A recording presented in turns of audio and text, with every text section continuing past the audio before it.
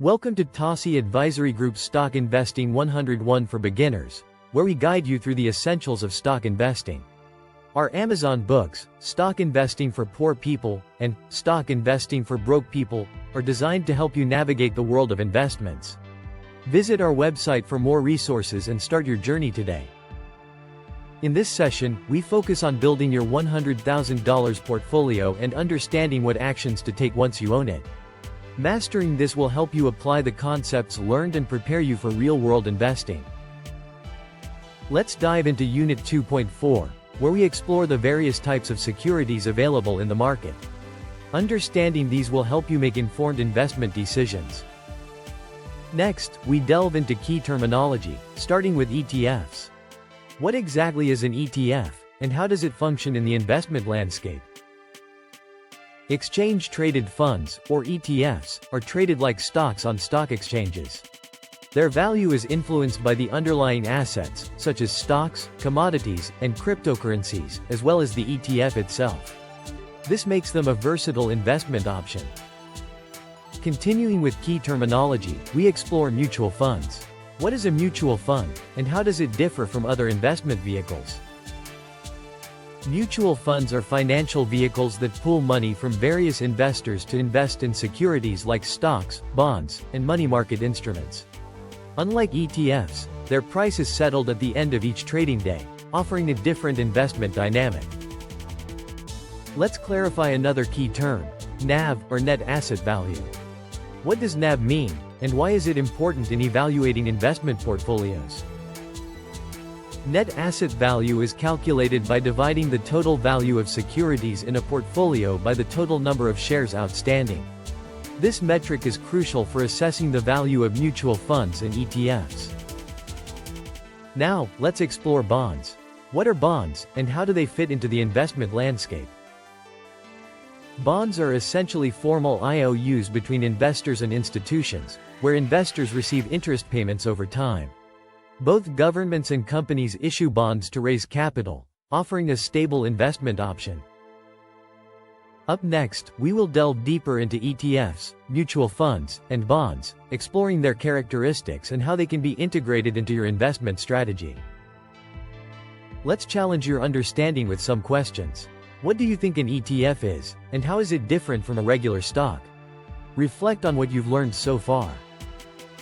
Next, consider this. Do you know what a mutual fund is? How does it operate, and what makes it unique compared to other investment options? Now, describe what a bond is in your own words. How does it function, and why might an investor choose bonds over other securities? Finally, ponder this. Why would a company choose to issue bonds instead of shares? Consider the advantages and strategic reasons behind this decision.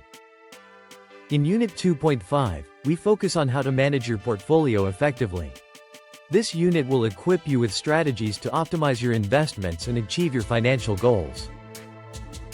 Let's explore diversification, a key strategy in risk management. What is diversification, and how can it protect your portfolio from market volatility? Diversification is a risk management strategy that involves spreading investments across different sectors, industries, and securities to limit the risk of loss. It encourages owning a variety of assets like real estate, stocks, bonds, and cash. Finally, let's discuss over-diversification. What is over-diversification, and how can it impact your investment strategy? Understanding this concept is crucial for maintaining a balanced portfolio. Over-diversification occurs when a portfolio contains too many different asset types or sectors, reducing the potential for gains or profits. Liquidity refers to the ability to quickly convert an asset or security into cash without affecting its market price. Buy and hold is a passive investment strategy where investors purchase stocks or securities and retain them for extended periods, regardless of market fluctuations. Warren Buffett is a notable advocate of this approach. Value investing involves selecting stocks that are undervalued compared to their intrinsic or book value. This strategy focuses on companies with strong growth potential that have not yet gained significant market attention. Active trading involves frequently buying and selling stocks to capitalize on market fluctuations for profit. It requires advanced knowledge of chart patterns, analysis techniques, and a willingness to take risks. Next, we will delve into various investing strategies, exploring their unique characteristics and benefits. Consider what diversification means to you and how it can impact your investment portfolio. Reflect on the importance of diversifying your investment portfolio to mitigate risks and enhance potential returns. Explore the different investment strategies available and how they can be tailored to meet individual financial goals. Understand why having a well-defined investment strategy is crucial for achieving financial success. For homework, we will focus on understanding price movements and business cycles, essential concepts for informed investing. In Unit 2.6, we will explore business cycles, understanding their phases and impacts on the economy. A business cycle is a series of economic expansions and contractions, influencing market conditions and investment opportunities. Interest rates are the cost of borrowing money, expressed as a percentage of the loan amount, impacting both personal and business finances.